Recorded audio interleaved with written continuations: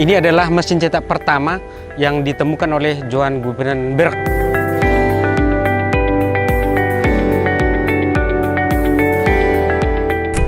Percetakan yang kekentalannya rohani untuk Katolik, tapi di sini kita sebagai Muslim disiapin tempat untuk musola, untuk beribadah. Terus toleransi mereka juga lebih besar. Jadi kita buat kerja juga sangat nyaman. Bersyukur di sini banyak yang cetak, baik itu sekolah, pihak-pihak paroki, gereja, terus yayasan, kementerian ada pendidikan. Ya bersyukur di sini bisa dikenal masyarakat luas, baik di Pulau Jawa, di luar Pulau Jawa juga ada, bahkan sampai ke luar negeri. Saat ini saya berada di ruang penjilitan. Ini ruang terakhir sesudah cetak.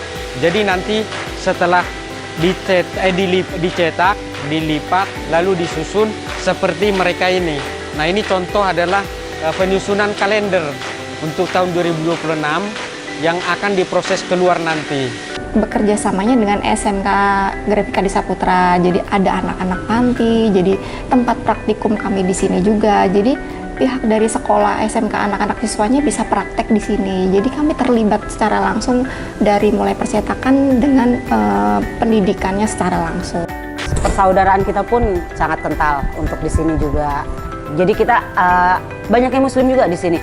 Lebaran pun kita sama. Untuk sekarang Natalan yang Muslim masuk, yang Natalan libur.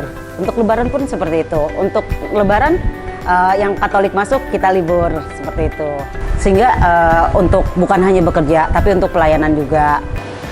Itu mesin 4 warna, merek Jepang, ukuran setengah plano, teknologi terbaru. Nah, lalu kemudian kalau ini mesin ukuran plano, perfecting. 1 warna dan 2 warna. Sekali nyetak bisa bolak-balik. Ini ukuran besar. Nah, ini juga sama. Produk Jepang, Komori, tapi dia 2 warna, ukuran setengah plano. Percetakan ini berdiri sejak 1970 praktikumnya. Nah, lalu kemudian pada tahun 2016 itu kami mendirikan tidak hanya sekedar praktikum lagi, tetapi berbadan hukum yang lebih resmi. Jadi kita bisa menerima order dari seluruh tanah air, dari Sabang sampai Merauke, karena kita sudah ada legalitas hukumnya. Tapi tetap porsinya percetakan ini lebih condong ke anak-anak praktikum, anak SMK Grafika di Saputra. Jadi itulah misinya, untuk praktikum 60%, untuk produksi 40%. Yang di ujung itu GTO 1 warna. Itu untuk nyetak, biasanya kami dari Karolus, lalu kemudian juga akan dipakai anak-anak praktek. Lebih banyak di GTO, apalagi dia pemula. Nah, kalau ini udah kelas 12 dan 13, ini mesin-mesin besar. Nah, itu lalu juga mereka dapat pengetahuan teori dari sekolah, lalu kemudian praktek di sini.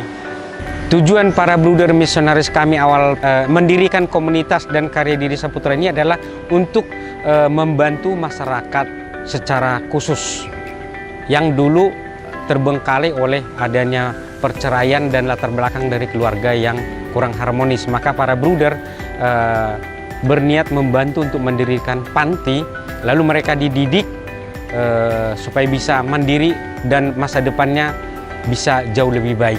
Dalam perkembangannya juga peraturan pemerintah, karena sarana kita ini lumayan bagus, maka yayasan atau kongregasi mengusahakan supaya tidak hanya praktikum, tapi kita bisa menerima cetakan dari skala nasional.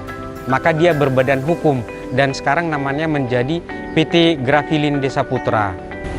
Kami mempunyai pelanggan dari Sabang sampai Merauke.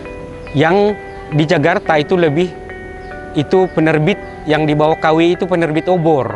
Lalu beberapa kedutaan kita juga kerjasama, kedutaan Belanda, Belgia, dan juga Jepang.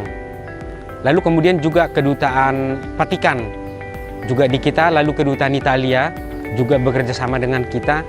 Lalu beberapa dari luar Jawa itu Romo-Romo SCY, cetak Lentera Hati.